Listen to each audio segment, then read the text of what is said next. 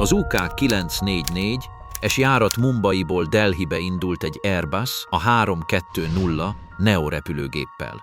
A repülőgép a rövid és közepes távolságú útvonalakra tervezett, egyfolyosós sugárhajtású repülőgépek modern generációjához tartozott.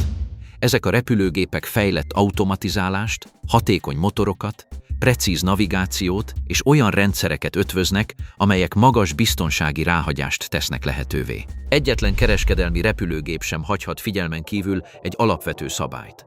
A leszálláshoz a kifutópályának használhatónak kell lennie. A repülésben egy használható kifutópályának megfelelő láthatósággal, korlátozott széllel, megfelelő felülettel, a többi forgalomtól való elkülönítéssel és stabil megközelítéssel kell rendelkeznie. Ha ezen feltételek bármelyike romlik, a kifutópálya már nem jelent azonnali megoldást és kockázati forrássá válik. A Delhibe tartó útvonalon a járat vihar sújtotta területre lépett be.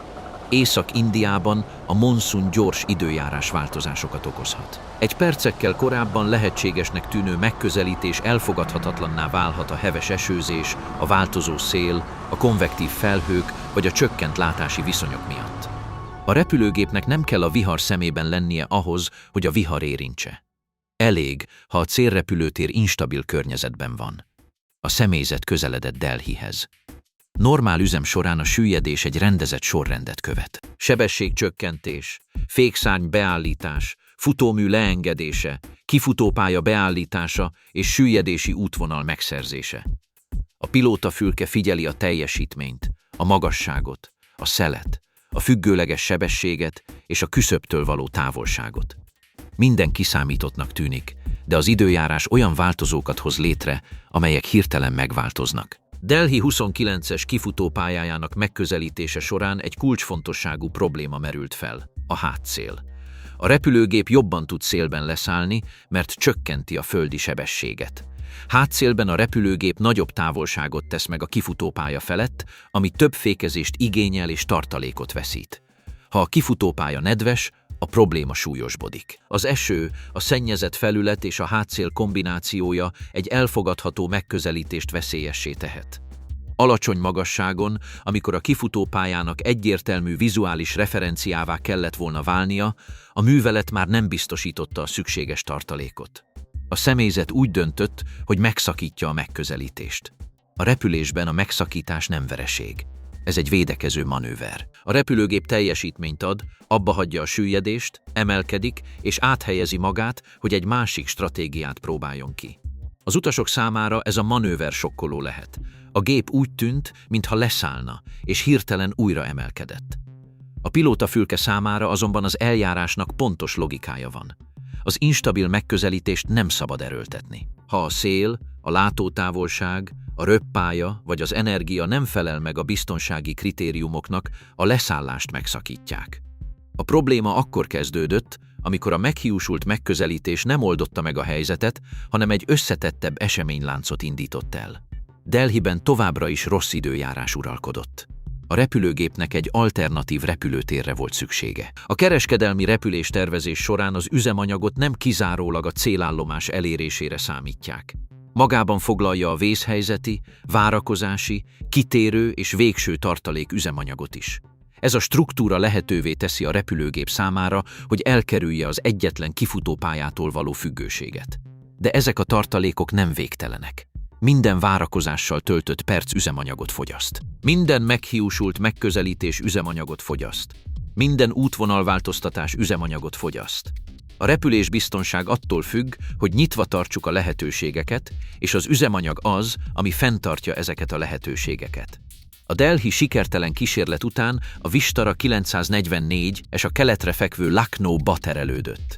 Papíron Lucknow észszerű alternatíva volt. Rendelkezett az infrastruktúrája egy A320 S fogadásához, és a járat hatótávolságán belül volt.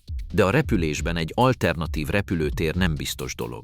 Ez egy olyan lehetőség, amelynek életképesnek kell lennie, amikor a repülőgép megérkezik. Ez a részlet döntő volt. A Lucknowba vezető út növelte a távolságot, az időt és az üzemanyagfogyasztást. A repülőgép elhagyta Delhit és a kitérő repülőtér felé tartott. Kívülről úgy tűnhet, hogy a helyzet kontroll alatt van. Ha a célállomás nem volt elérhető, egy másik repülőtér fogadta a járatot. Az időjárás azonban nem engedelmeskedik a repülési terveknek. Egy vihar percek alatt lezárhat egy működési ablakot. Ahogy Lucknowhoz közeledtek, a körülmények romlottak. A látótávolság csökkent, és vihar csapott le a repülőtér területére. A repülőgép a 27-es kifutópályán készült leszállni, de ez a kifutópálya gyakorlatilag elérhetetlen volt. A személyzet tudta, hol vannak. A műszerek megtalálták őket. A légiforgalmi irányítás irányította a műveletet. Ami hiányzott, az a megfelelő vizuális referencia a biztonságos leszálláshoz. Műszeres megközelítéskor a repülőgép navigációs rendszerek irányításával ereszkedhet le. Követhet egy oldalirányú jelzést, egy függőleges útvonalat vagy egy közzétett eljárást. De egy bizonyos magasságon a személyzetnek vizuális referenciapontokra van szüksége. A megközelítési fényeknek, a kifutópálya fényeinek, a küszöbnek vagy a jelöléseknek jól láthatónak kell lenniük. Ha nem azok, a megközelítést meg kell szakítani. Ez az elv azért létezik, mert a leszállás nem csak a föld érintéséről szól. A repülőgép beállításáról, a süllyedési sebesség csökkentéséről, a futómű kiszélesedésének beállításáról, a fő futómű megfelelő zónán belüli földeléséről és a rendelkezésre álló távolságon belüli fékezésről van szó.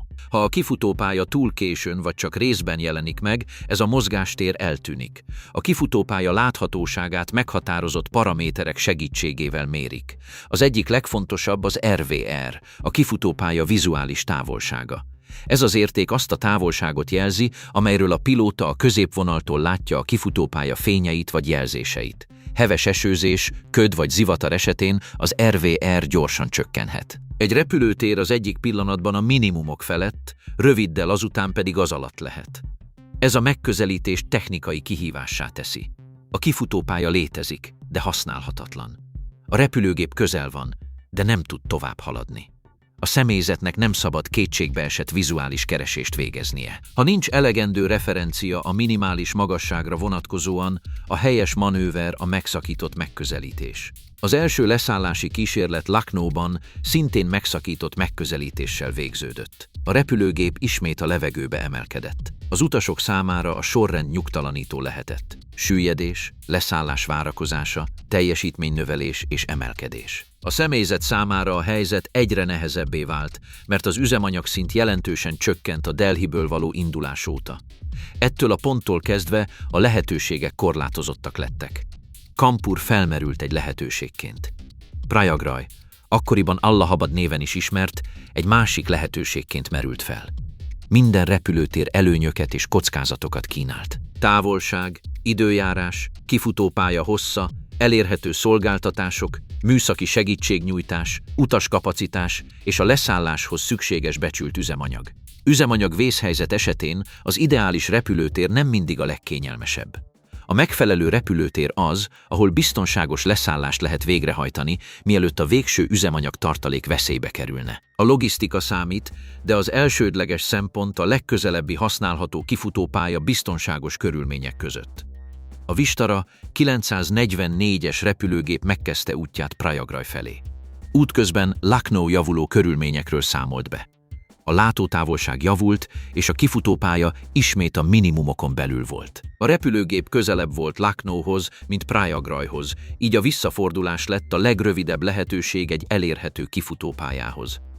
A döntés működési szempontból értelmes volt, de azt is feltárta, milyen szűk a mozgástér. Ha Lucknow állapota ismét romlik, a lehetőségek jelentősen korlátozottak lesznek. Ha a repülőgép folytatja útját Prayagraj felé, az üzemanyag esetleg nem elég sokáig tart. A repülésbiztonság nem mindig a jó és a rossz lehetőség közötti választás. Néha arra kényszerít, hogy percenként változó kockázatok között válasszon. A repülés többféle tervezett üzemanyagot különböztet meg. Van útvonali üzemanyag, amelyet a tervezett útvonalra számítanak ki. Van vészhelyzeti üzemanyag, amely az észszerű eltéréseket fedezi. Van tartalék üzemanyag, amely akkor szükséges, ha a célállomás nem tudja fogadni a járatot.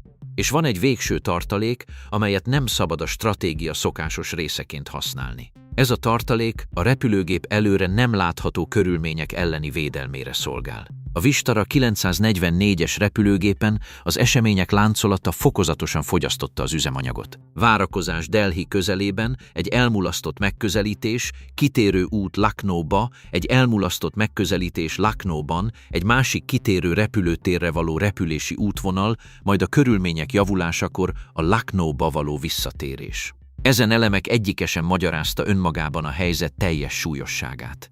A vészhelyzet felhalmozódásból eredt. Az alacsony üzemanyagszint nem jelenti azt, hogy a hajtóművek hamarosan leállnak.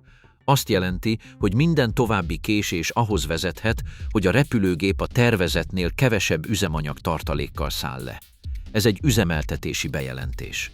A repülőgépnek elsőbbséget kell élveznie, mert már nem fogadhat el várakozási mintákat, hosszú vektorokat vagy szükségtelen késéseket. Az üzemanyag vészhelyzet nagyobb aggodalomra ad okot. Amikor egy személyzet Mayday Fuel-t jelent be, azt közli, hogy a legközelebbi használható repülőtéren való leszálláskor a becsült üzemanyag kevesebb lesz, mint a tervezett végső üzemanyag tartalék. A légiforgalmi rádiókommunikációban a Mayday a súlyos vészhelyzet nemzetközi jelzése. Az üzemanyag hozzáadásával a személyzet pontosan azonosítja a veszélyt. Az eset technikai rejtélye nem egy látható mechanikai hibában rejlett. Egy kellemetlenebb kérdéssel szembesültem.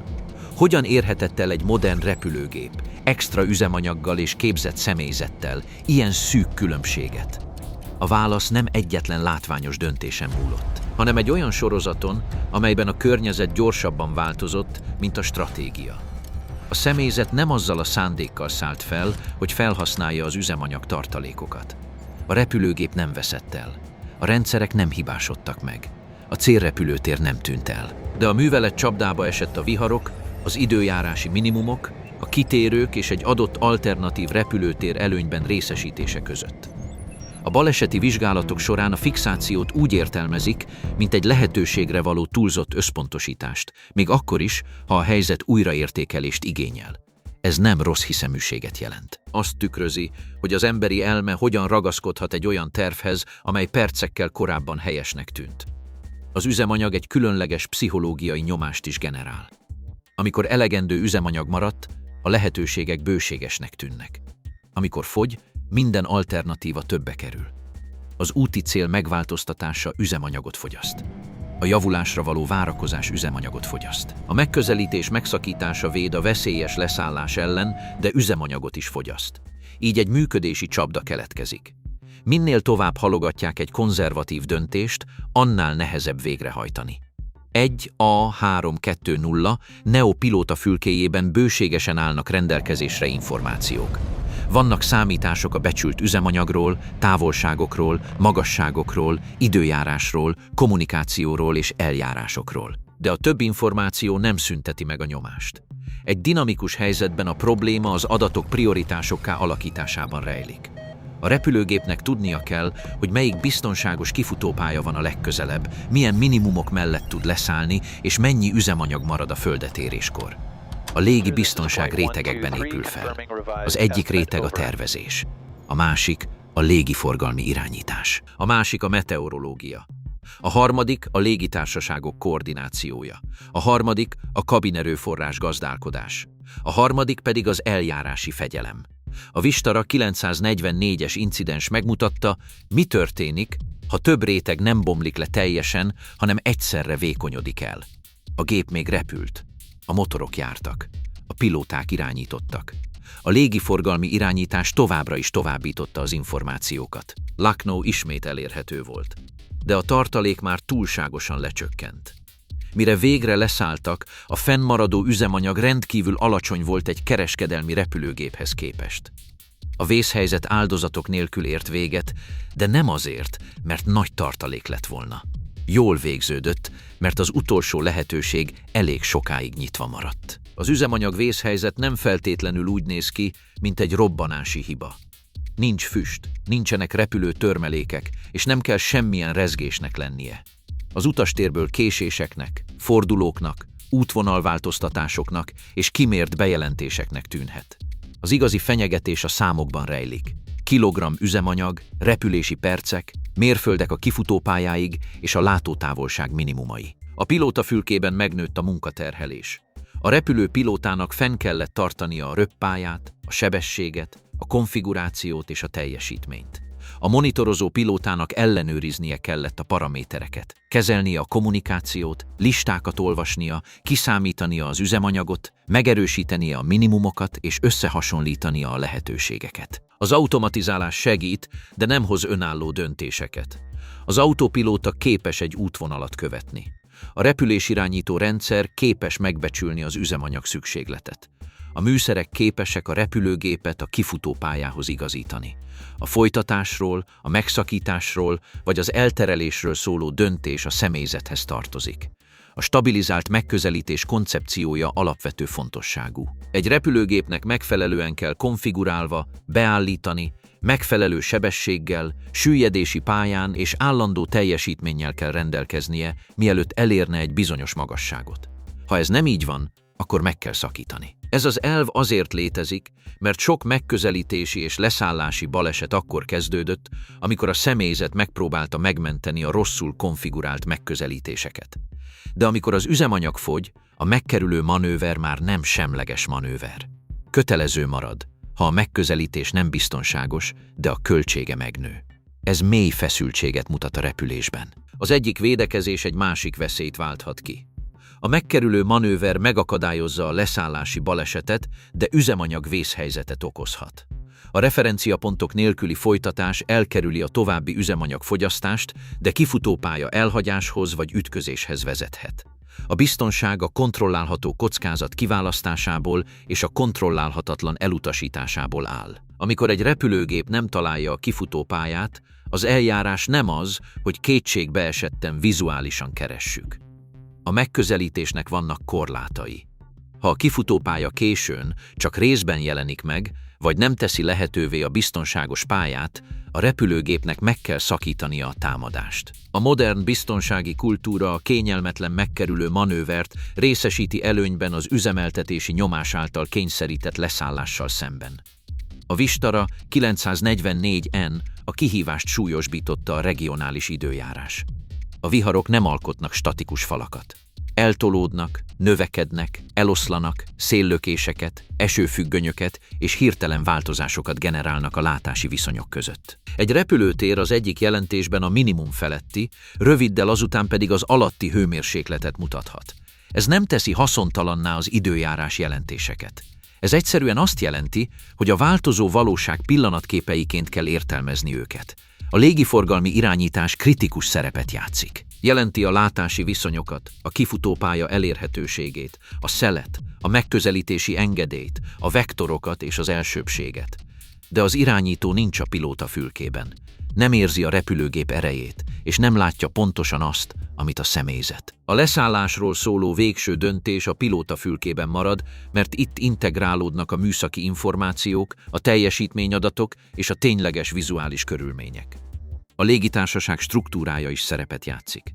A műveleti központok alternatív repülőtereket javasolhatnak, felmérhetik a földi támogatást, áttekinthetik az időjárást és koordinálhatják a segítséget. Nyomás alatt és a fogyó üzemanyag miatt azonban a műveletek és a pilótafülke közötti kommunikációnak egyértelműnek, közvetlennek és hasznosnak kell lennie. Ha az információ későn, hiányosan vagy logisztikailag túl elfogultan érkezik, az befolyásolhatja a kritikus döntést. Az eset egy kellemetlen igazságot tárt fel. Egy repülőgép nem kizárólag a levegőben történtek miatt kerül vészhelyzetbe. Néha az időjárás, a tervezés, a szervezeti kultúra, a kommunikáció és az emberi elfogultságok kölcsönhatása miatt kerül vészhelyzetbe. Az ég, a látható színpad, de az okozati lánc az íróasztalokon, jelentéseken, kézikönyveken, diszpécserközpontokon és a repülőgép kritikus zónába való belépése előtt meghozott döntéseken is átnyúlik. Az az elképzelés, hogy egy repülőgép esetleg nem találja meg a kifutópályát, abszurdnak tűnik a GPS, a radar, az ILS és a műholdas navigáció korában. De a leszállás nem egyszerűen a koordináták eléréséről szól. Arról van szó, hogy egy több 10 tonnás repülőgépet nagy sebességgel, pontos energiával és megfelelő fékezési tartalékkal a levegőből egy zárt felületre kell áthelyezni. A műszeres megközelítési rendszerek lehetővé teszik a repülőgép számára, hogy a kifutópályához igazodjon, még akkor is, ha a süllyedés nagy részében nem látja azt. Az ILS oldalirányú és függőleges irányítást biztosít. A helymeghatározó jelzi, hogy a repülőgép a kifutópálya középvonalától balra vagy jobbra van-e. A siklópálya jelzi, hogy magasan vagy alacsonyan van-e a helyes profilhoz képest. Más eljárások, például a területi navigáción alapuló megközelítések is lehetővé teszik a kontrollált süllyedést. De mindegyiknek vannak minimumai. Ezek a minimumok azért léteznek, mert a műszerek egy bizonyos pontig vezetnek, nem pedig abszolút bizonyossággal. Az utolsó fázisban a személyzetnek vizuális referenciákra van szüksége a leszálláshoz, a finom beállításhoz, a kilebegtetéshez, a földetéréshez és a fékezéshez való átmenet megítéléséhez. Rendkívül rossz látási viszonyok között ez az átmenet veszélyes lehet, ha a repülőtér, a repülőgép vagy a személyzet nem rendelkezik tanúsítvánnyal a nagyon rossz látási viszonyok közötti automatizált műveletekhez. Néhány repülőgép és repülőtér engedélyezi az automatikus leszállást speciális kategóriákban, de nem minden kifutópálya, személyzet, légitársaság vagy körülmény teszi ezt lehetővé. A művelethez tanúsított felszerelés, speciális karbantartás, képzés, eljárások, jelzőfényvédelem és bizonyos minimum követelmények szükségesek. Egy modern repülőgép nem dönthet úgy, hogy automatikusan leszálljon bármely vihar által borított kifutópályára. Sőt, a heves esőzés nem csak a látótávolságot befolyásolja. Beszennyezheti a kifutópályát, csökkentheti a fékezést, vízen csúszást okozhat, ronthatja a vizuális érzékelést és szélirány eltolódásokat generálhat. A biztonságos leszálláshoz, mind a kifutópálya látásához, mind a megállás képességéhez szükség van rá. Ha a felület nedves és a hátszél növeli a földi sebességet, a szükséges távolság jelentősen megnőhet. A Delhi megközelítése során a hátszél vörös zászlót jelentett. A nedves kifutópálya hátszéllel csökkenti a repülési távolságot. Egy utasszállító repülőgépnél a leszállás nem a földetéréskor ér véget. Akkor ér véget, amikor a repülőgép irányíthatóan lassít. A szél vagy instabil körülmények miatti megszakításról szóló döntés az esemény utolsó részét védi, nem csak a kezdeti földetérést. A Lucknow megközelítése egy másik problémára is rávilágított. Egy kifutópálya tökéletesen elhelyezkedhet műszeresen, de a vizuális minimumokon kívül. A repülőgép ugyan megfelelően be van állítva, megfelelően ereszkedik, és a pilóták készen állnak a leszállásra, de ha nincsenek vizuális referenciapontok, a műveletet fel kell függeszteni. A kifutópálya nem vészel. A légkör blokkolja. A kereskedelmi repülés magáévá teszi ezt a tudományágat, mert a történelem megmutatta, hogy milyen árat követel figyelmen kívül hagyása. Sok megközelítési és leszállási baleset látszólag logikus érveléssel kezdődött. Közel volt a kifutópálya, kevés volt az üzemanyag, jók a látási viszonyok, talán folytathatták a repülést. A modern biztonság ezt az impulzust objektív korlátokkal helyettesíti. Ha a megközelítés kudarcot vall, megszakítják. Ha az üzemanyag nem teszi lehetővé a további várakozást, vészhelyzetet hirdetnek. Ha a preferált alternatív útvonal megvalósíthatatlanná válik, egy másikat választanak. A Vistara 944-en a megszakítások érvényben voltak. A személyzet megszakította a megközelítést, amikor kellett volna. Üzemanyag vészhelyzetet hirdettek. A légiforgalmi irányítás jelentette a látási viszonyok változását. A repülőgép végül leszállt. De az incidens súlyos volt, mert ezek a megszakítások nagyon közel történtek a széléhez. A rendszer nem hibásodott meg, de lehetővé tette, hogy a járat egy olyan területre lépjen be, ahol már nem volt biztonságos mozgástér. A leszállás után az incidens már nem kizárólag a személyzet felelőssége és vizsgálat tárgyává vált. A repülésben a vizsgálat nem azt jelenti, hogy egyetlen tettest találunk. Azt jelenti, hogy rekonstruáljuk az események láncolatát, hogy megértsük, hogyan végződött egy normál működés vészhelyzetben. A nyomozók elemzik a repülési adatokat, a kommunikációt, az időjárást, az üzemanyagot, a terveket, a döntéseket, a kézikönyveket és a műveleti koordinációt. A jelentés súlyos incidensnek minősítette az esetet. Ez a kategória elismeri, hogy nem történt baleset, de a körülmények elég közel álltak a veszélyes kimenetelhez ahhoz, hogy alapos elemzést indokoljon. A repülőgép sértetlen volt. Az utasok túlélték. Az utolsó kifutópálya fogadta a gépet. A megmaradt üzemanyag azonban azt mutatta, hogy a művelet elfogadhatatlan zónába lépett. A vizsgálat több tényező kombinációjára mutatott rá. Az egyik központi elem a fogyatkozó üzemanyagra fordított elégtelen figyelem és a Lucknowi kitérő, mint preferált alternatív repülőtér iránti megszállottság volt. A műveleti irányítás, az időjárási információk és a többi lehetséges alternatív repülőtérrel kapcsolatos koordináció hiányosságait is észlelték. A lényeg nem az volt, hogy egyetlen pillanat vetette el a műveletet, hanem az, hogy több döntési ponton sem sikerült megfelelő előzetes figyelmeztetéssel korrigálni a kockázatos pályát. Az alternatív repülőtér kiválasztása nem pusztán a térképen mért távolság kérdése. Egy ideális alternatív repülőtérnek stabil időjárási viszonyokkal, elérhető megközelítési lehetőségekkel, elegendő üzemanyaggal kell rendelkeznie a repülőtér eléréséhez, műveleti támogatással és a repülőgép fogadásának kapacitásával. Ha alternatív repülőtér viharok hatása alatt áll, vagy zord időjáráson kell átrepülnie, vonzereje csökken.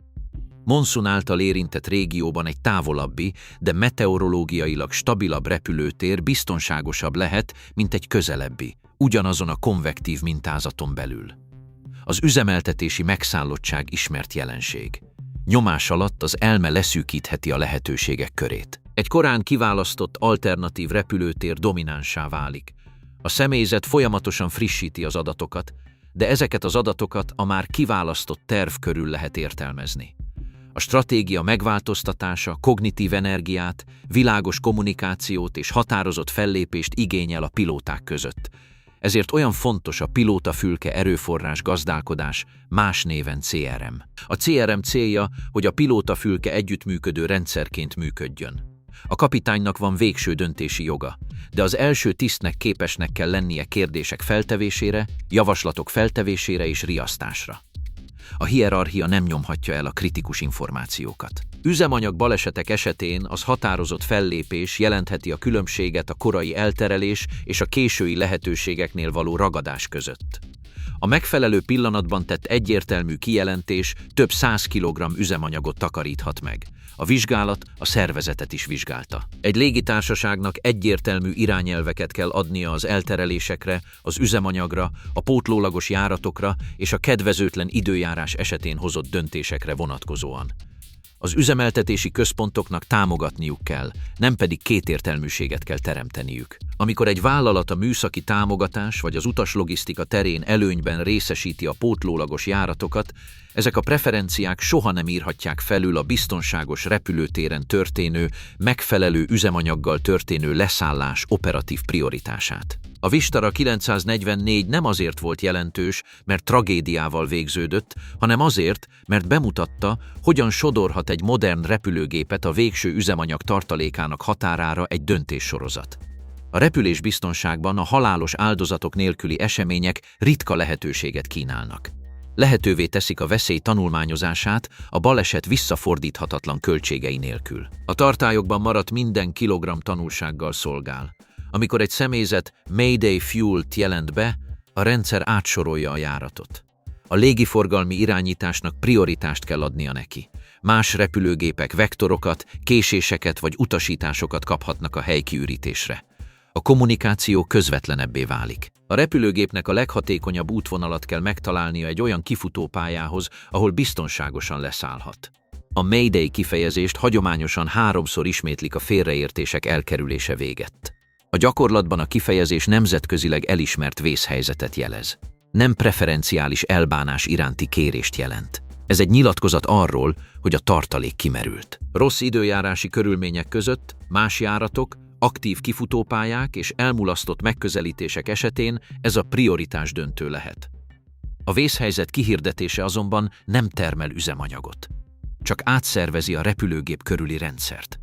Ha a kifutópálya továbbra is a minimumok alatt van, A prioritás nem teszi lehetővé a biztonságos leszállást. Ha a szél a határokon kívül esik, a vészhelyzet nem változtatja meg a fizikát. Ha a repülőgépnek nincsenek vizuális referenciái, a Mayday nem világítja meg a kifutópályát. Ezért a bejelentésnek még azelőtt kell megtörténnie, hogy a lehetőségek megszűnnének. A végső tartalék egy fogalmi határ. Egyszerűen fogalmazva, ez az az üzemanyag, amelynek egy bizonyos ideig fennmaradnia kell ahhoz, hogy meghatározott körülmények között repülhessen a repülőgép, általában alacsony magasságú várakozási mintával összefüggésben. Nem egy titkos tartály. Valódi üzemanyag a szárnyak belsejében, de a funkciója a végső előre nem látható esemény elleni védelem. Amikor kiszámítják, hogy a repülőgép a tartalék alatt fog leszállni, a vészhelyzet már nem potenciális. Ez tényleges. A Vistara 944-es gépen a járat kritikus területre ért. A személyzetnek tudnia kellett, melyik repülőtér elérhető, melyik van a legközelebb, milyenek a látási viszonyok, melyik kifutópálya használható, és mennyi üzemanyag marad leszálláskor. Lucknow, amely korábban a nem megfelelő látási viszonyok miatt elutasította a megközelítést, újabb lehetőséget kínált. A gép visszafordult. A rövidebb távolság döntővé vált. A Lucknow-i végső megközelítés koncentrálta az eset minden feszültségét. Több döntés, kísérlet és irányváltoztatás után a repülőgép a kifutópályához igazodott. A látási viszonyok kellően javultak. A pilótáknak stabil megközelítést kellett végrehajtaniuk, a kijelölt területen belül kellett leszállniuk, és meg kellett állítaniuk a repülőgépet. Nem volt helye a drámának. A pilótafülke az eljárások, hívások, sebességek és paraméterek szerint működött. A leszállás befejeződött. A repülőgép a földön volt. Nem volt tűz, tömeges evakuálás, szerkezeti kár. A vészhelyzet csendesen ért véget, mint sok légiválság, amikor a rendszernek sikerül elnyelnie azokat, mielőtt a katasztrófa bekövetkezik. Az utasok számára a megkönnyebbülés azonnali volt. A nyomozók számára az eset éppen csak elkezdődött. A leszálláskor megmaradt üzemanyag lett a szimbolikus adatpont. Egy kis számú eset komoly incidensé változtatta a késésről és a rossz időjárásról szóló történetet.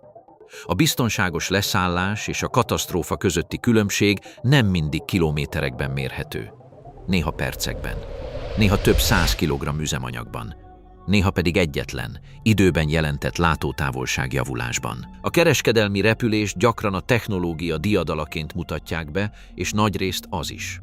A Vistara 944 azonban megmutatta, hogy a biztonság nem kizárólag a modern repülőgépekből fakad. A konzervatív döntésekből, a pontos időjárási információkból, a rugalmas tervezésből, az határozott kommunikációból és a terv megváltoztatásakor a terv elhagyásának képességéből fakad. A repülőgép nem találta meg a kifutópályát a szó legemberibb értelmében. Nem tudta egy ismert helyszínt biztonságos leszállássá alakítani. A kifutópálya ott volt, de a légkör eltakarta. A műszerek irányítottak, de a minimumok megállították. Az üzemanyag lehetővé tette a repülés folytatását, de minden perccel csökkentette a lehetőségeit. A személyzet nem természetfeletti, hanem egy működési rejtéllyel nézett szembe. Hogyan kerülhetett csapdába egy ilyen szabályozott rendszer olyan döntések miatt, amelyek önmagukban érthetőnek tűntek? A válasz a felhalmozódásban rejlik. Egy kis késés önmagában nem okoz vészhelyzetet. Egy vihar a célállomáson önmagában nem okoz válságot. Egy elmulasztott leszállás nem kudarc. Egy elterelés nem veszély. A kilátás romlása a pótkifutópályán senkinek sem a hibája. De amikor ezek az elemek egymás után jelennek meg, a művelet egy olyan zónába lép, ahol a szélek gyorsan erodálódnak. Az első fontos tanulság az volt, hogy a kitérő repülőtérnek valódi menekülési útvonalnak kell lennie, nem pedig reménynek. Konvektív időjárás esetén egy közeli repülőtér ugyanolyan légköri instabilitásban részesülhet, mint az eredeti célállomás. A tervezésnek nem csak a távolságokat, hanem a teljes időjárási rendszereket is figyelembe kell vennie. Ha egy vihar egy régiót borít be, a legjobb kitérő lehet az, amelyik áttör ezen a régión, még akkor is, ha ez korábbi döntést jelent. A második tanulság az volt, hogy az üzemanyagnak kezdettől fogva irányítania kell a stratégiát, nem csak akkor, amikor fogyóban van. Egy megfelelő tartalékokkal rendelkező járat sebezhetővé válhat, ha ezeket a tartalékokat felhasználja egy olyan terv fenntartása érdekében, amely elveszíti érvényességét. A biztonság megköveteli az üzemanyag feltételek előzetes bejelentését, az elsőbbség kérését, amikor az megfelelő, és annak megakadályozását, hogy a végső tartalék tervezési eszközzé váljon. A harmadik tanulság a pilóta fülkében volt. Az erőforrás gazdálkodás nem elvont fogalom. Azt jelenti, hogy időben meg kell szólalni, időben kérdezni, időben alternatívát kell javasolni és felismerni, ha egy előnyben részesített lehetőség már nem a legbiztonságosabb. A repülésben a kapitány tekintélye alapvető fontosságú, de a biztonság akkor nő, ha a pilótafülke elosztott elmeként működik, nem pedig egyetlen akaratként. A negyedik lecke a légitársaságoknak szólt. Az üzemeltetési központoknak világos és hasznos információkat kell nyújtaniuk. A logisztikai preferenciák nem írhatják felül az időjárási és üzemanyag megfontolásokat. Egy jobb földi támogatással rendelkező alternatív repülőtér csak akkor értékes, ha az egyben a legjobb hely a biztonságos leszállásra is. Valódi vészhelyzetben az utasnak kifutópályára van szüksége, nem pedig a kényelemre. Az ötödik lecke a nyilvánosságnak szólt. Egy repülőgép, amely megszakít egy megközelítést, nem val kudarcot. Egy életmentésre tervezett védelemnek engedelmeskedik. A hirtelen motorteljesítmény növekedés, a váratlan emelkedés és az azt követő késés ijesztő lehet, de általában annak a jelei, hogy a személyzet elutasítja a nem biztonságos leszállást. A megszakított megközelítés egy körültekintő manőver, nem vereség. A Vistara 944 végül leszállt Lucknowban, lezárva egy történetet, amely sokkal rosszabbul is végződhetett volna. Az incidens nem a pusztítás, hanem a határhoz való közelség miatt rögzítették. Ez egy különleges kategória a repülésbiztonságon belül. Olyan események, amelyek során elkerülik a tragédiát, de egyértelmű körvonalakat hagynak. A kifutópálya időben megjelent, a repülőgép földet ért, és a rendszer fellélegezett. A kérdés azonban továbbra is nyitva maradt a nyomozás során. Vajon hány korábbi döntés tarthatta volna távol a járatot ettől a peremtől?